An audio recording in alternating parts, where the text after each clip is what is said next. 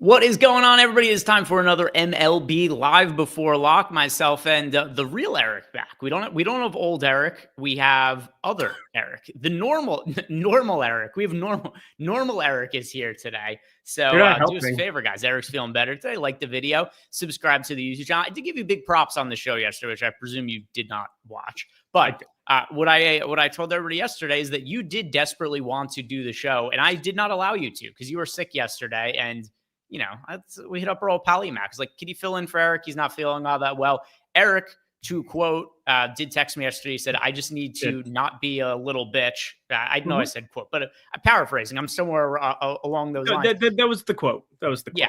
Yeah. But I mean, he was sick, and I told him to take the night off. But he is back today, and he's going to be helping bring us some baseball analysis on another day with Coors Field, super chalky Coors Field, because we got the Houston Astros on a fairly decent size slate, 20% owned as a stack. So we'll navigate what to do with that for you guys. If you have any questions for us as you go here, hit us up in the Discord channel. If you are a Stokastic sub, tag me, and I'll see any of those questions and answer them on the show. If you're not a Stokastic sub, what are you waiting for? Sign up using the link that we have down below in the YouTube description box. Sign up with any of our affiliate partners and get yourself 1 free month of core access to a single sport DFS core Sims package of your choosing for each one of these partners that you guys sign up for on screen. And then, of course, we got Portfolio EV. You get 7 days totally for free the first time you go and sign up there. Feeling better today, Eric? Yeah. So apparently you did tell them what happened. So yesterday I was trying to have a smoothie. I just made a smoothie in my little ninja blender thing. It's lovely. And I was like, all right, I'm starting to feel a little bit better. And then all of a sudden, out of the middle of nowhere, it was like an exorcism. It was like an immediate projectile thing. And my dog isn't worried about me. All he wants to do is try to go lick it up immediately. And I'm just like, dude, as one does. An absolute disaster. My wife's always gone on Tuesdays. She's gone Tuesday, Wednesday in the office. So I'm just home by myself doing whatever. And I was like, I should maybe take a nap and try to figure this out a little bit. But overall, thank you. And obviously, EMAC, thank you for filling in. It allowed for me to get some stuff done that I needed to on the Lindy's betting program as well. So overall, was still productive, still got stuff done. Hopefully you had a great show and made some money. EMAC, is EMAC...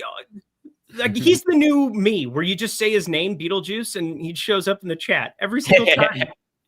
Well, EMAC's always around watching the shows. So, that's the reason why. Ben Willie in the chat asked, no playback viewing option anymore. Not for the moment. We'll see what ends up happening, come back towards NBA season.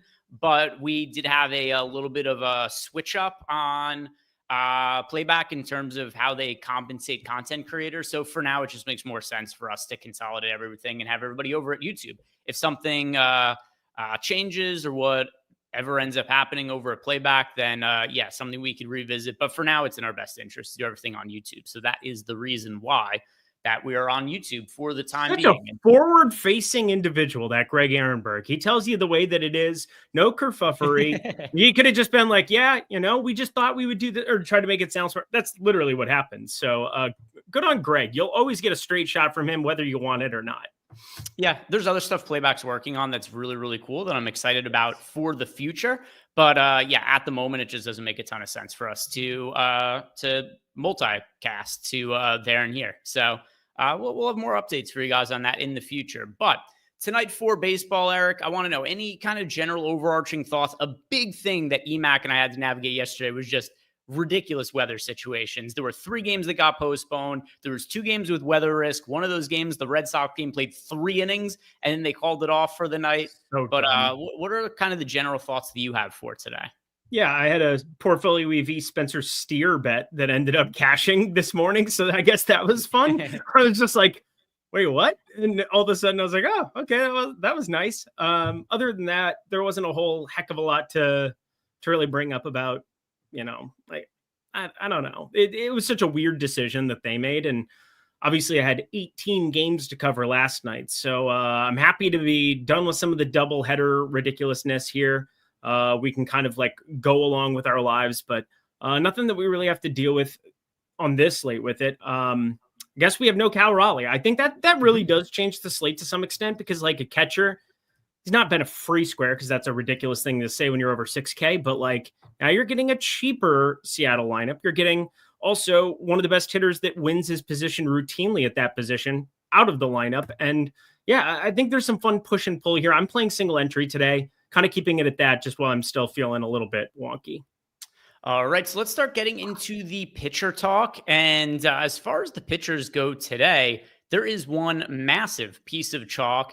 It is at the top end of the pricing. And we have had, I don't know how many slates we've had a cheap chalk pitcher this season, Eric. It seems to almost never happen. And fortunately, we actually only have one popular pitcher on the entire slate because you got Logan Gilbert is 61% owned, Hunter Brown, somewhat popular to a much lesser degree at 21% owned, even though he's pitching in Coors Field. And then you got a pretty interesting guy to consider up top as well, and Jacob Miserowski, who's been the stud rookie pitcher who you and I were talking about as an option, 3 weeks ago when he was 8K and was really low owned on that entire slate.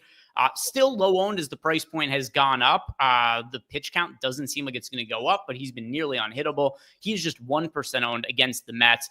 If we look at all of the pitchers who are 9K plus, just talked about the three most expensive guys. Then you also got Nathan Eovaldi at 3% ownership. Merrill Kelly just under 20% owned going at home against the San Francisco Giants. Let's start by talking about Logan Gilbert. He's an obvious cash game option, but it's 61% ownership. Is he somebody that you like as much as the field, less than the field, or more than the field and want to be even overweight to that 61% mark?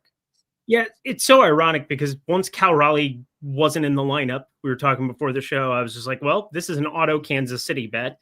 I get Logan Gilbert is very, very good, but I felt as though that just has to be factored in for more than 10 cents. If we just assume a line is efficient and there's no Cal Raleigh, which was not expected at all because he's missed, 2 games this entire year, 3 now as of today.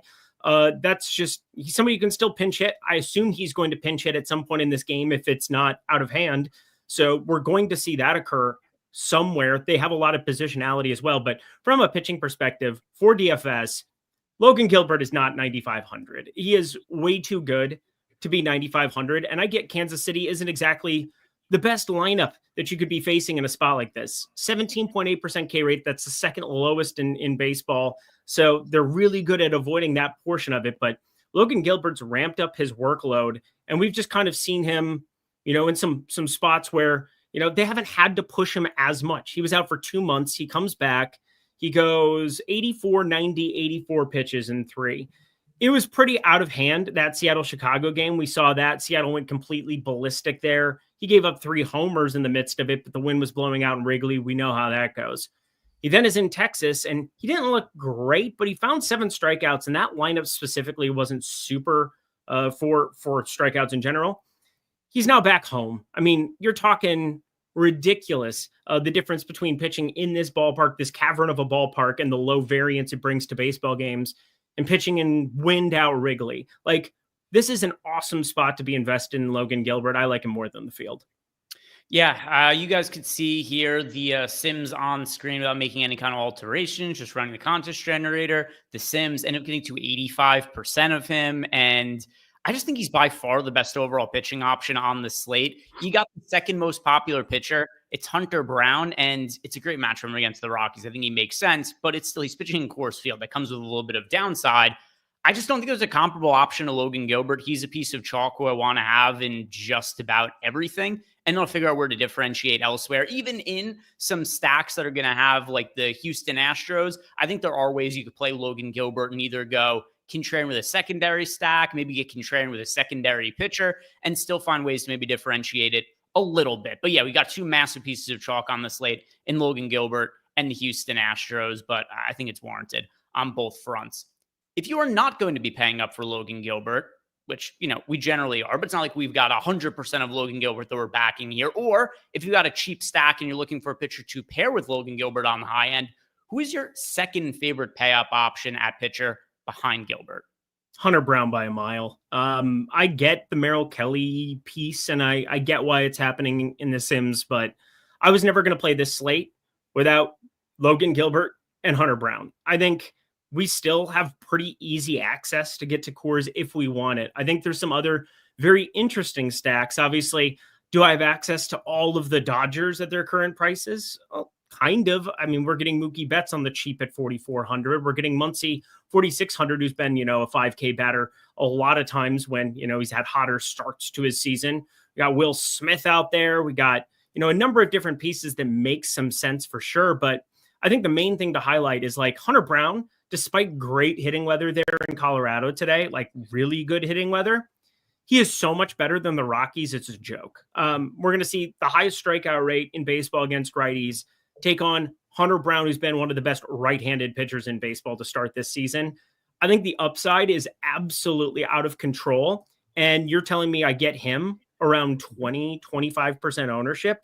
Yeah, I'm going to be overweight to that too. Obviously, I'm playing one lineup and I have 100% of those two guys, but I don't see any reason to get away from the chalk other than, hey, I want to fit in this stack, that stack, and you're playing more than one lineup. Yeah. So for me, I don't have a second favorite pitcher on the high end behind Gilbert. There are some contrarian guys I like for cheap. For me, I'm going to lean a little bit towards Merrill Kelly, and it's primarily because of the $1,200 cheaper salary savings you're getting compared to Hunter Brown, then also the fact that he's just not pitching in Coors Field. But it's not like a really strong lean. I'm also going to lean a little bit more here on the Sims, who, by the way, like factory settings, you're going to get overweight to both Hunter Brown and Merrill Kelly as of right now, but just the slightly lower price point. Give me Merrill Kelly at $9,100. It also helps that the Giants offense has largely been dog shit for the last few weeks.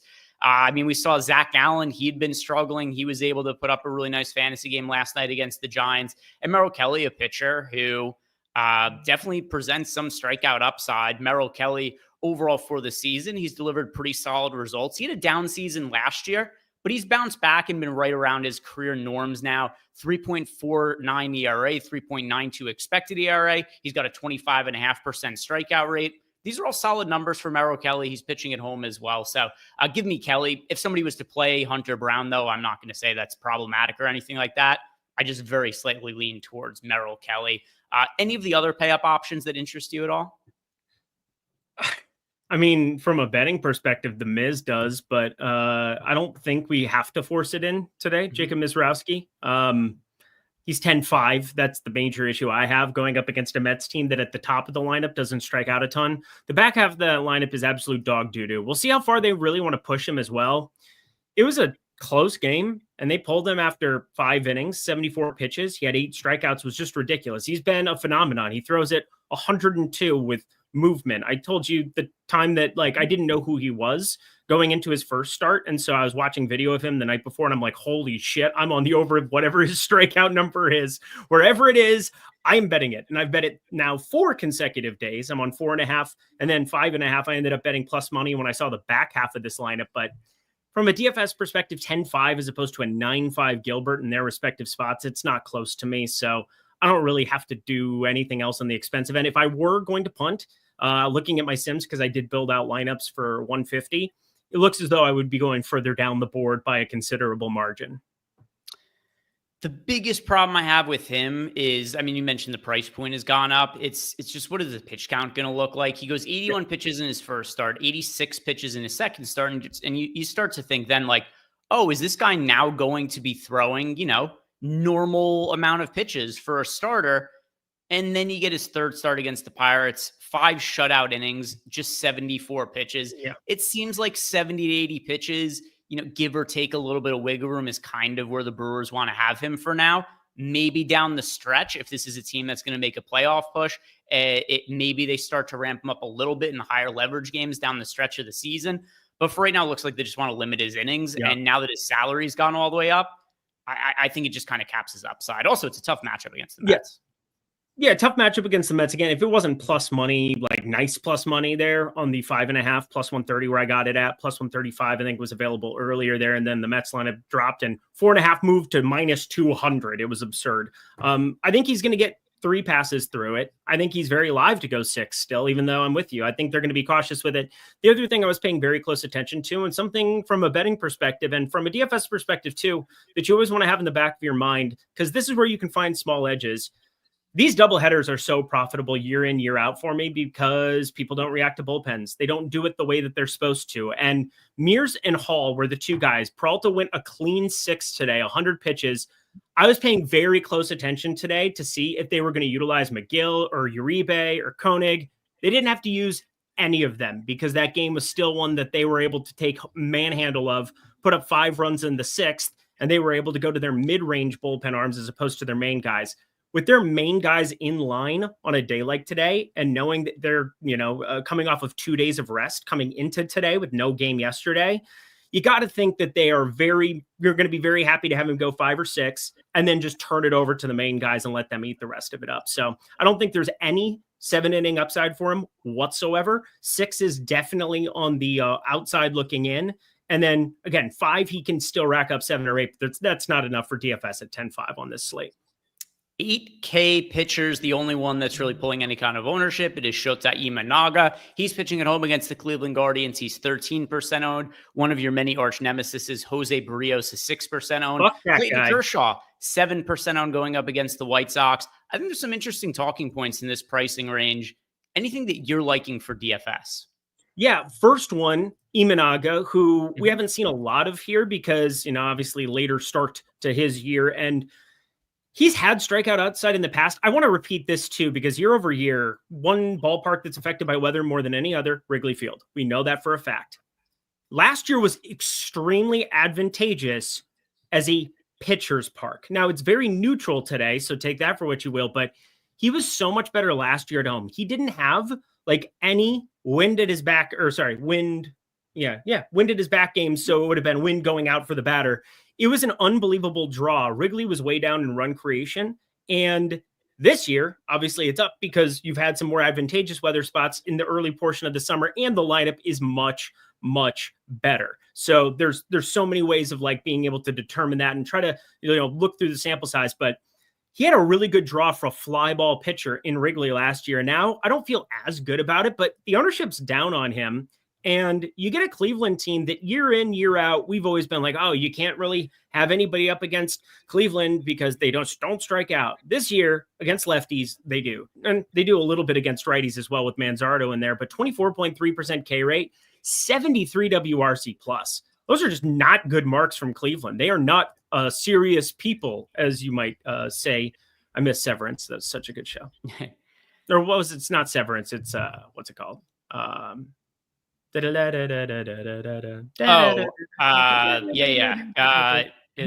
HBO show. I think one of the actors looks like you. You disagree. You are not serious. Succession. People. Thank you. Found it. That's why Greg gets paid the big bucks, and I'm just over here. Yeah, Succession. I have a little bit of interest in Clayton Kershaw, mostly because of the matchup, more than anything. What he's got. Also the fact that he's so low owned. So I talked about at the top that I think there are reasonable ways to build contrarian lineups that get to the Houston Astros. Clayton Kershaw is 7% owned at 8K against the Chicago White Sox. This is clearly not the peak version of Clayton Kershaw anymore. Very far removed from it at 37 years old. But the results also haven't been terrible as of late. And he got off to a really terrible start to the season. He looked uber washed his first couple of starts. But now he's at a 3.03 ERA, a 3.9 expected ERA. Yeah, the strikeout stuff not there anymore at 19%. But against the White Sox at 8K and low ownership, I don't know. I have some interest in Clayton Kershaw. He doesn't show up in the Sims at all, but he's somebody who I'm willing to give an ROI boost to get to show up in some lineups, especially if we're looking to roster the Coors Field game. Books are also really low on him. His strikeout prop, the last I looked, was 4.5. I don't know if it's moved since then. Oh, take the over. I'm going to be taking the over. This is the thing to bring up. He's going for 3,000 tonight. He is 3 strikeouts away from 3,000. It has been all over the news the last 2 days leading up to this start. Clayton Kershaw is the chosen child of Dodger fans everywhere, especially now that, we can't really talk about the postseason struggles because he's found ways to just be on the team, on the roster. And we've had other really good players, obviously last year injured, but that is now 2 championships for the Dodgers in the last 5. And it's quieted all of the noise about Clayton Kershaw in the playoffs.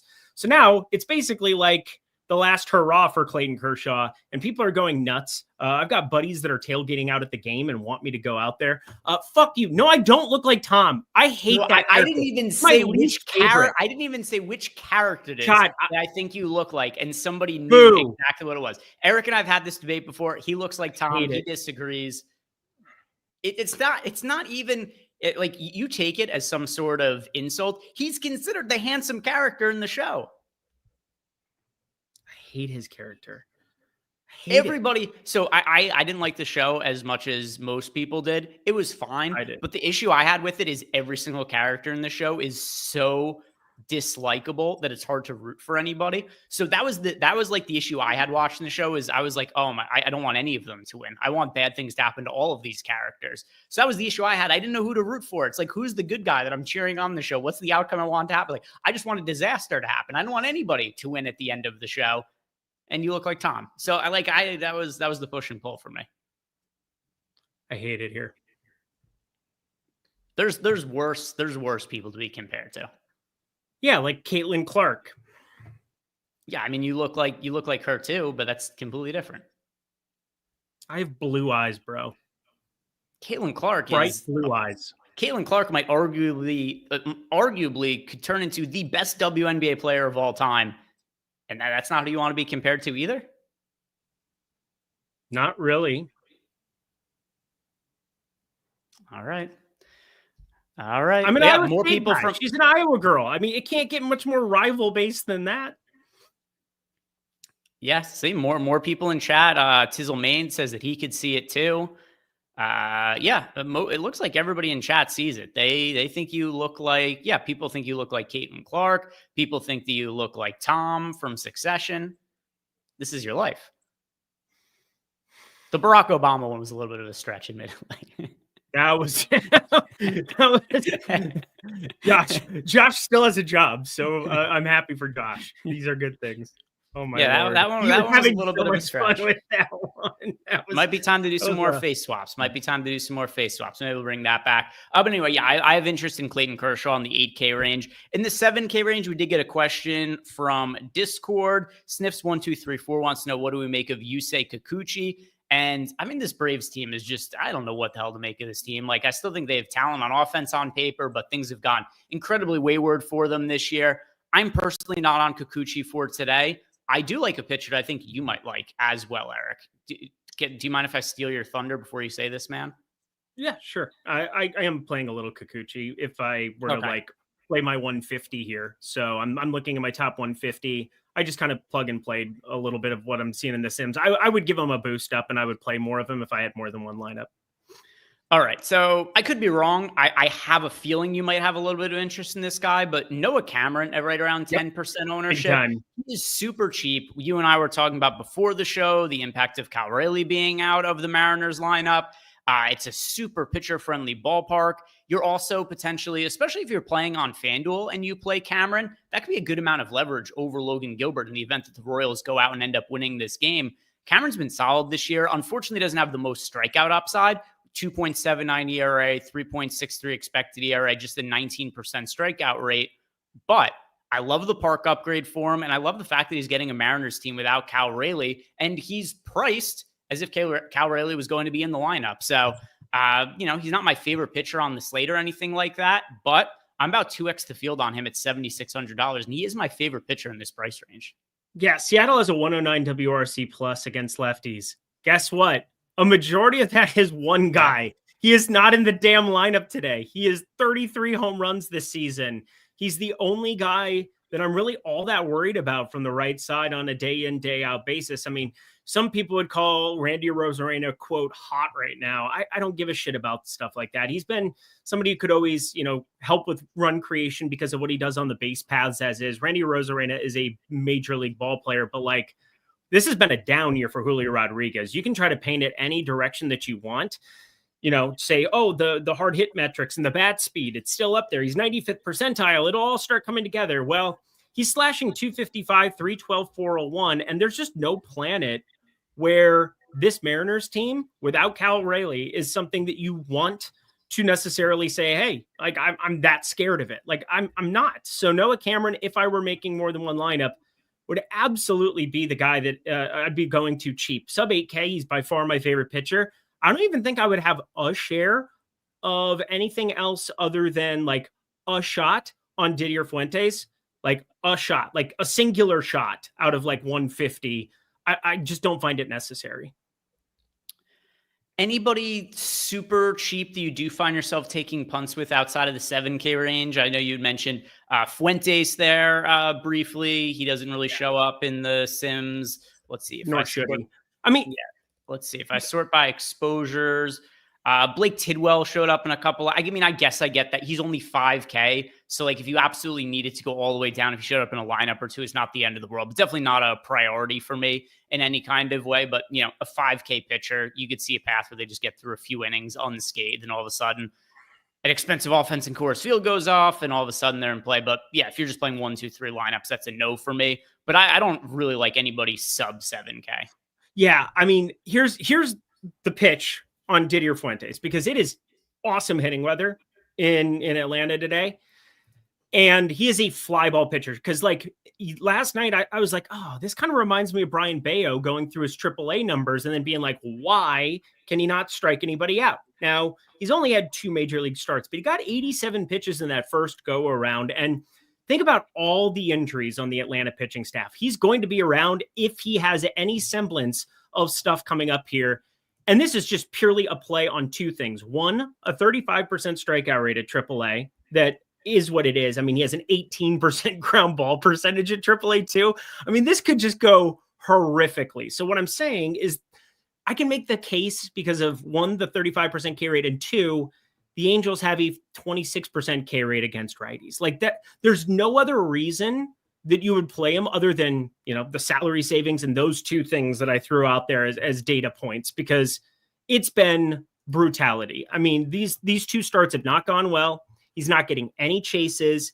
Nothing is really working for him, but he's also 20 years old, and maybe he starts to patch it together. Maybe he has like the strong stuff, but considering it's just a 4-seamer curve, like that is all that he does, I get very worried, and I'm more on the side of the Angels obliterating him than the inverse, but nobody's playing him.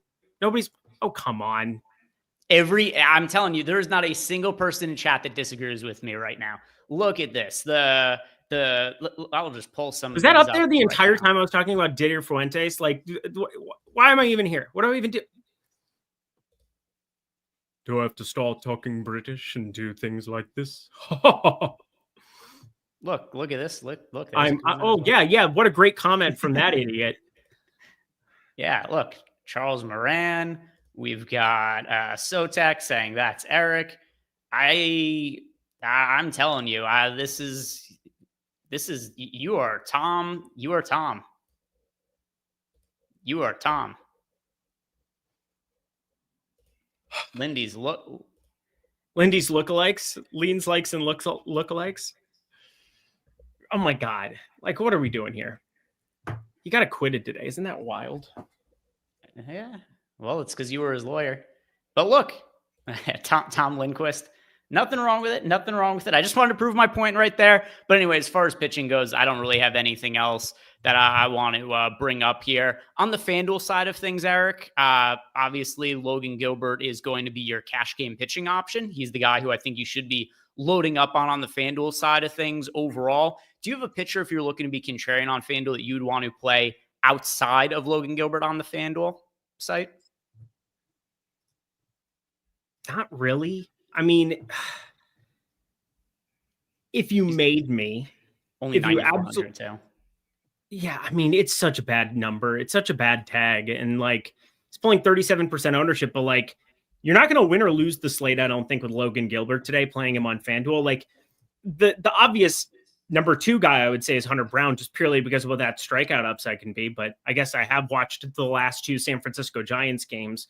Neither were that impressive. So Merrill Kelly, I suppose, is in play, but I think he's a distant 3 next to those guys on the quote unquote expensive end. Like, Logan Gilbert isn't even expensive. He's 9,400. What are you actually doing, FanDuel? You just play a lot of Logan Gilbert. If I was playing one lineup, I'd play him. If I were playing multiple lineups, he'd be over half my lineups. There's just not a reason to get different there.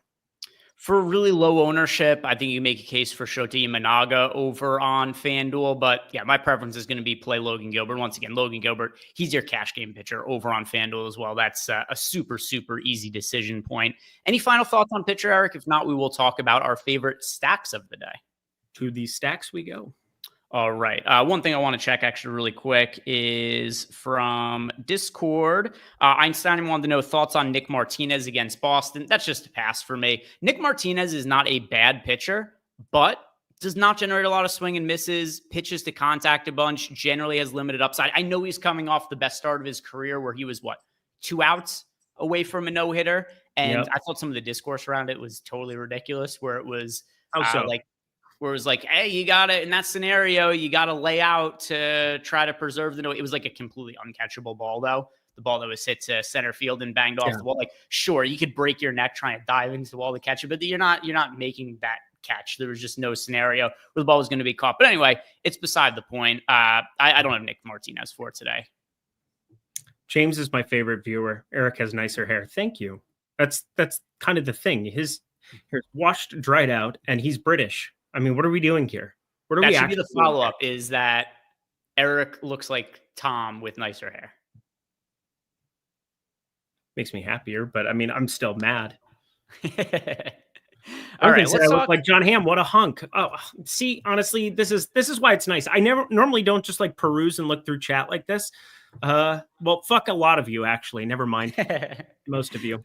Let's talk about some stacks. We've got Cap and Akella wanting to know right off the bat, who do we want to play for single entry today, Eric? I think a really tricky question because overwhelmingly the best stack on the slate is the Houston Astros, but they are insanely popular. Last night, they didn't fare well in single entry. They were like 35% owned as a team. They got a grand slam, but it was out of Victor Caratini, who is the lesser owned of their 2 catching options, and they didn't get much production out of the rest of the offense besides that, because they scored 6 runs. He accounted for 4 of them on that one swing of the bat. Do you like the Astros in single entry at what's probably going to be like 30 to 40% ownership for their individual hitters? They do rate out extremely well in the top stacks. So, or is there a different direction that you like to go for single entry? Yeah, so I mean, Whitcomb's going to be just insanely popular, 2,500, and you could piece him into single entry, and that's not a problem. Mm-hmm. Can you guess my favorite single entry team and the team that I'm rolling out in my lineup? I bet you can, because you know me. I really don't have a good feel for. I'm trying to figure out my teams still that I want to play for this slate. So, you let me know. I'm really not sure. I think the Yankees are wildly underrepresented on this slate. Okay. Wildly.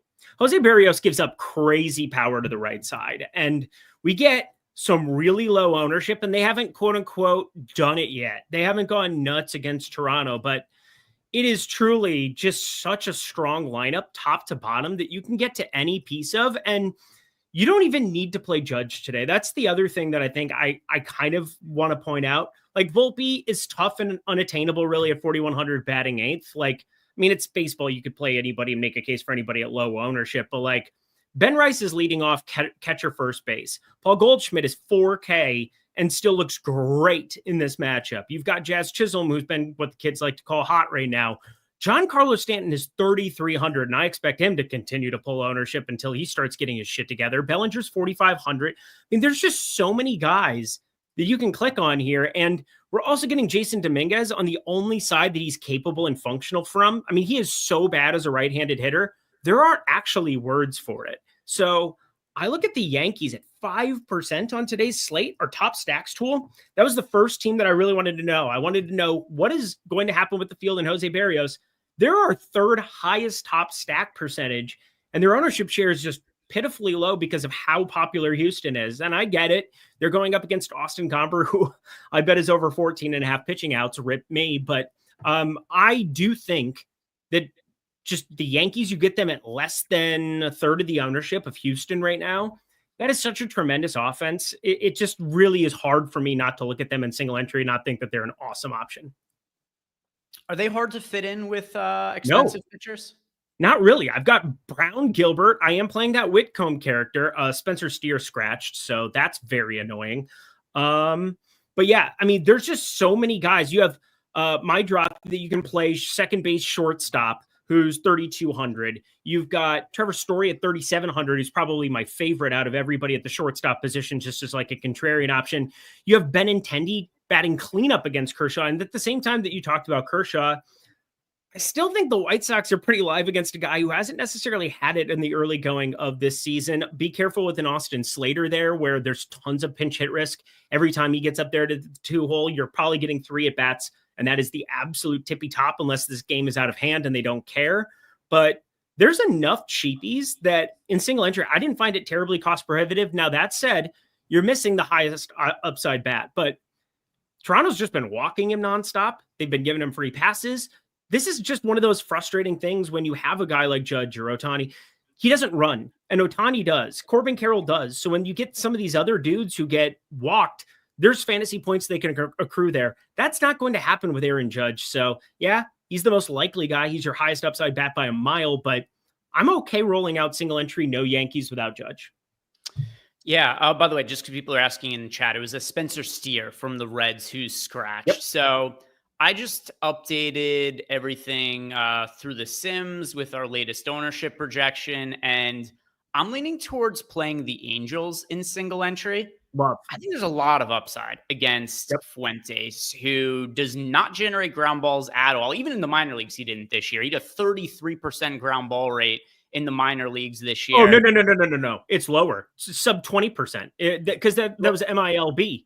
So he only made one AAA start though. So yeah.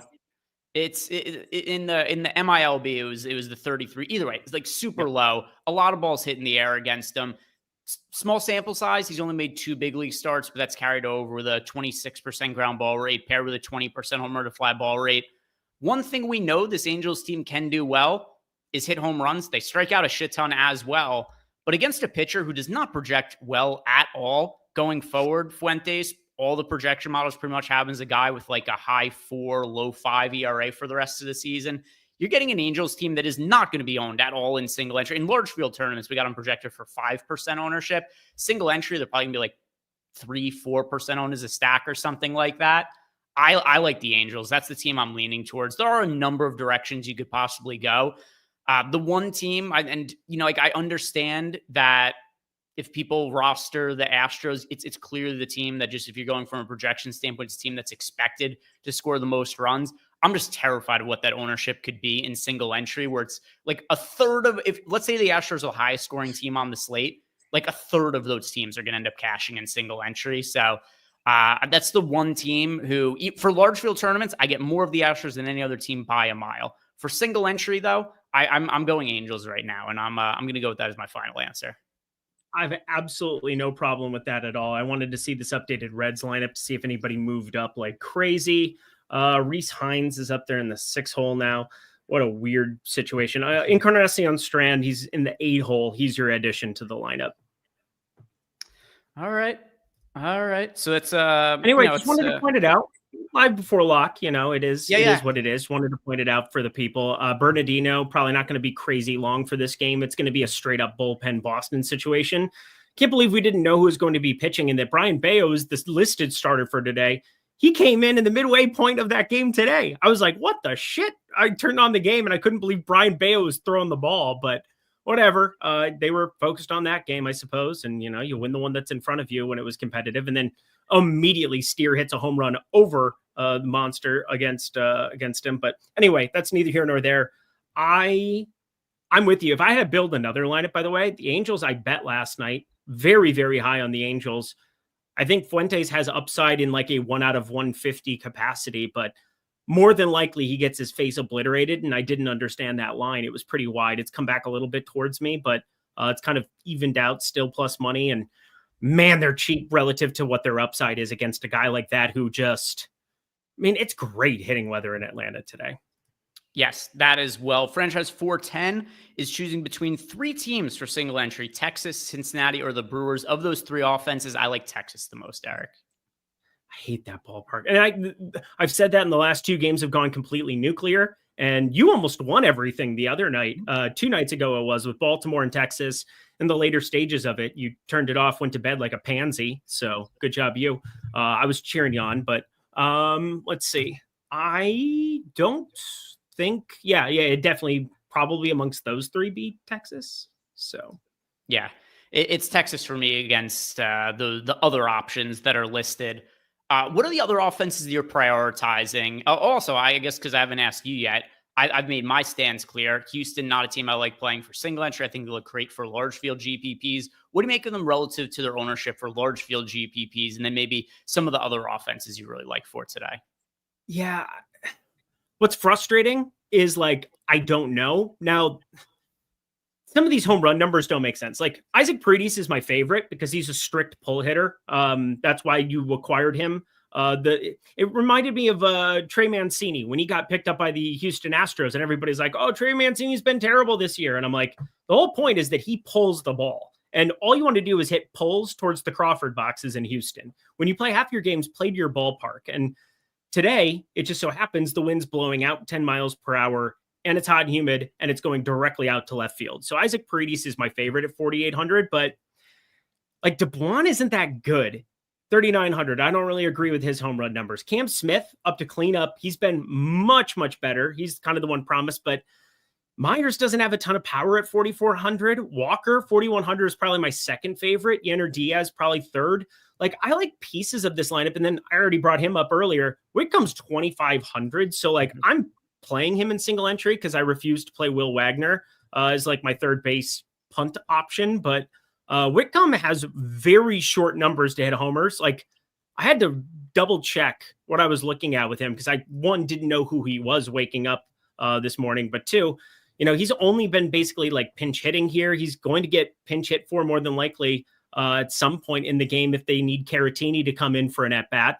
They have multi-positional eligibility with so many different guys for a reason. They can play a lot of different positions, and he's one of them. But overall, if he does play the entire game, 2,500, he's got pretty great odds across the entire board for a guy that's priced like that. But yeah, this is one of those slates where I just don't think the hitters are very good for Houston. I brought it up.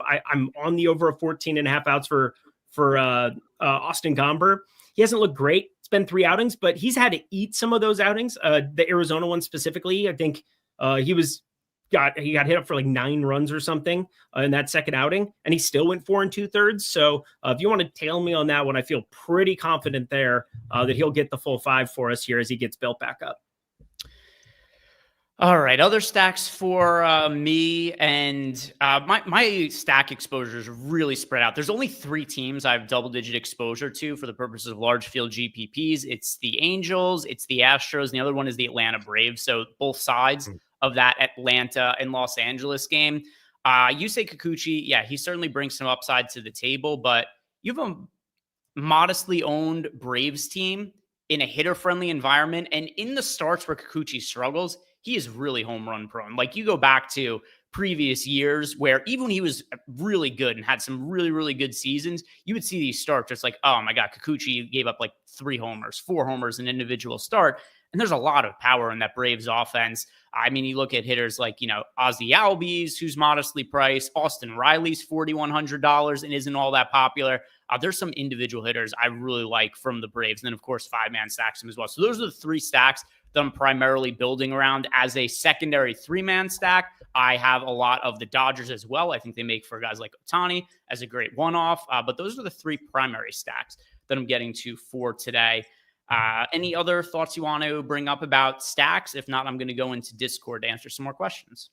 You should really, really, in large field, play a lot of Boston. They're going to be drastically lower than Houston. They're super cheap. And they get to take on Nick Martinez, who I don't think you've been a fan of. I don't think I've ever really been a fan of either. A guy who went overseas, came back, and it's been all right. He's carved out something, but he's a fly ball pitcher. It's in Boston. It looks much better there to hit.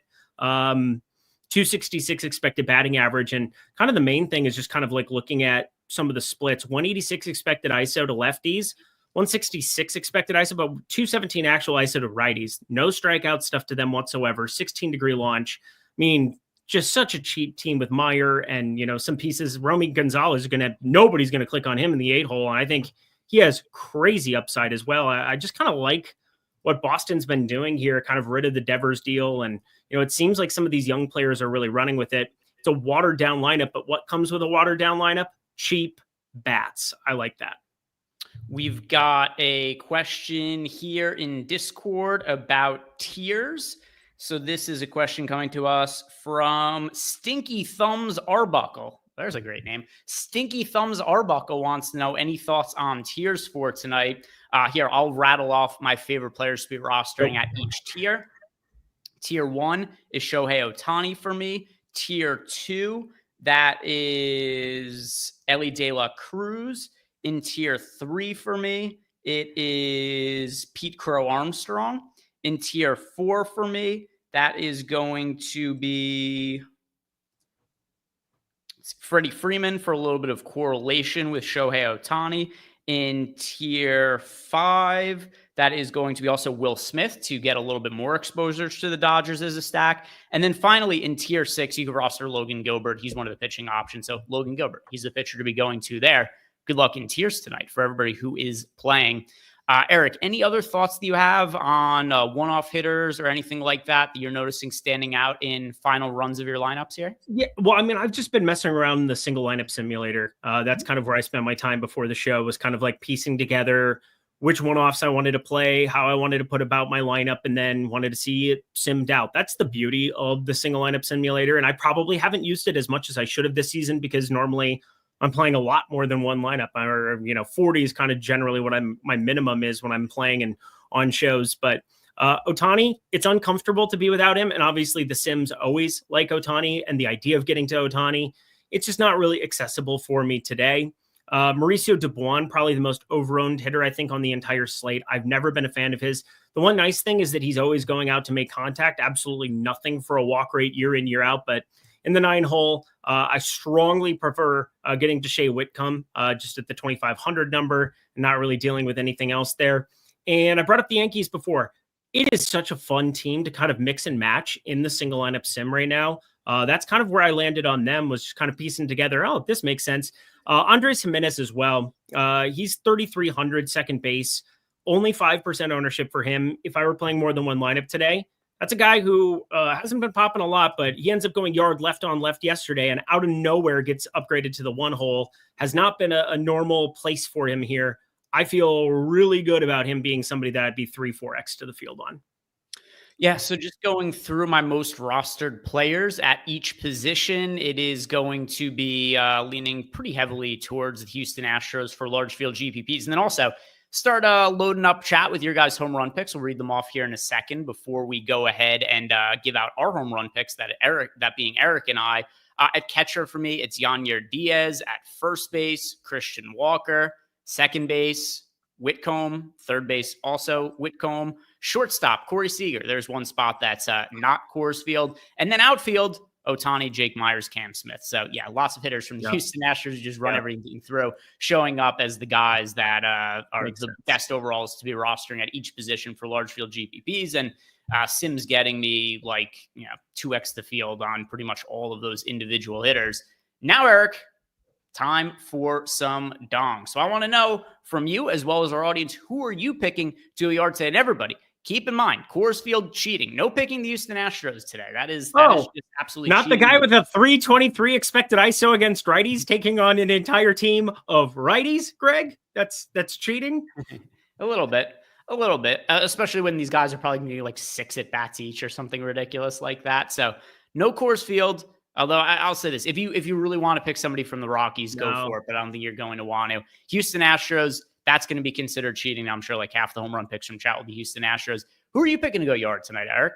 Yeah, I'll stay away from my Yankees. I already talked about them. I'll stay away from the other one. My favorite one-off, if you're looking for one-off for the entire day, yeah, I brought up Fuentes, but Taylor Ward is 4,300 today. You have Joe Adell at 3,900. I do expect them to actually pull some ownership here. Fuentes does not give up ground balls whatsoever. It probably goes very, very poorly for him here. Talked about betting the Angels. I have him in my one lineup. Taylor Ward, dong of the day. Austin Riley is going to be my home run pick for today. I'm liking him to go yard against Yusei Kikuchi. And from chat, let's see what chat has for us. We've got scrolling up. CPA Joe K is going with Corey Seager. Andrew is going with Mike Toglia. There we go. Toglia. All right. We did get a pick from the Rockies.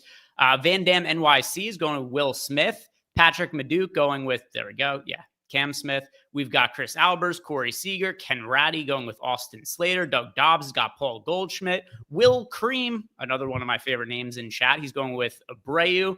CM311 is going with Travis d'Arnaud. Nicholas Robertson is going with Mike Trout. Sotex has got Jose Altuve. Tom Olson has got Matt Olson. B Funk has got Cody Bellinger. EMAC also going with Corey Seager. Corey Seager, a popular pick today. Malukar's got PCA. Io Kimbrough has got Ellie De La Cruz. Stephen Jones has got Jazz Chisholm. Duckman is going with Eugenio Suarez. Charles Moran has Andy Pajes. We've got Sotek saying all of the Houston Astros now. Then we've got NY Steel going with 2 homers for Corey Seager. Patrick Maduke going with Muncy for 2. Then we've got Aaron Hines with Juan Soto. We've got Justin Hollis picking Randy Arozarena. Brady Callahan is going with Tyler Stevenson. Fact 74 has got Ronald Acuna. Nightmare 1993 is going with Jaron Duran. Ricardo Nelson is Mike Trout. Rooster Slinky. Chat moved to me. There we go. Josh Naylor. Doug Dobbs also has got Taylor Ward there. Comment God has got Whitcomb. We've got Roman Anthony from Tizzle, Maine. Jeff Williams has got Nolan Shanuel. Mighty Quinn has got Christian Yelich. Adam has got Duran. We've got AJ Wurst going with Santiago Espinal, Sotex, Cody Bellinger, Juice, Jake Berger, Jeff Williams going with Bobby Bonilla. Was it Bobby Bonilla day? I feel like, for the way that his contract works, where he gets paid, it seems like it's Bobby Bonilla day 7 times for MLB season where it ends up coming up. But there's a lead up to it because there's this old school baseball crowd that loves to bring it up. Somebody was talking about it getting coffee in front of me at Starbucks like a week ago. Was like, oh, it's almost Bobby Bonilla day. And I'm like, is this real? And then I had to Google when it was because I forget every year because I don't give a shit.